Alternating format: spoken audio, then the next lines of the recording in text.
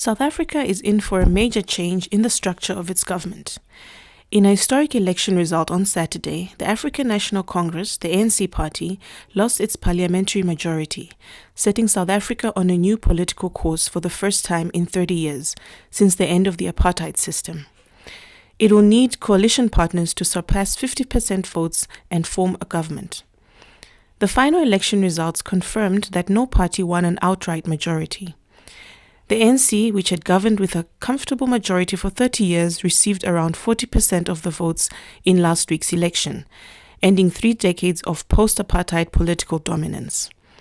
This marked a significant decline in ANC support due to issues like widespread poverty, high unemployment, and challenges in delivering basic government services.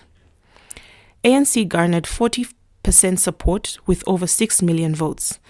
The Democratic Alliance received 21.8% support, with almost 3,500,000 votes.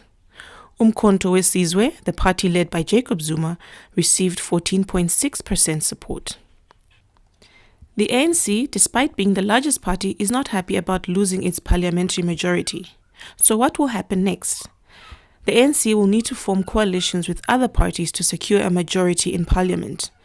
Negotiations between parties will take place to determine who will lead the government and how policies will be shaped. ANC President Cyril Ramaphosa called for parties to find common ground and form the country's first national coalition government. It has already started negotiations with major parties, including the main opposition Democratic Alliance, the DA. The DA, which secured the second most votes, is viewed as a stable coalition option. Together, the ANC and DA could hold a majority and govern effectively. Analysts suggest that a coalition between the ANC and the DA would be the most stable option. John Steenhuisen, the DA leader, has also initiated talks with other parties.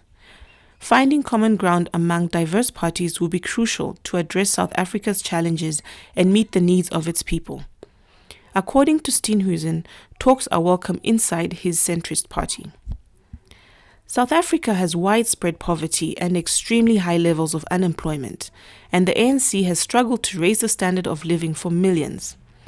The official unemployment rate is 32%, one of the highest in the world.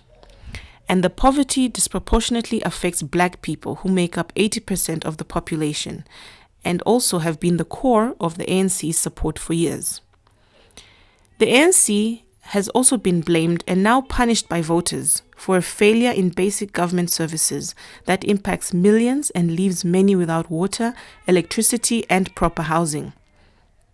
Overall, South Africa is heading towards a coalition government, and negotiations among parties will determine the specifics of this historic collaboration.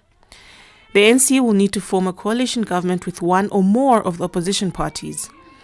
It remains to be seen whether it would join hands with Umkhonto weSizwe, the DA, the EFF, or one of the smaller players.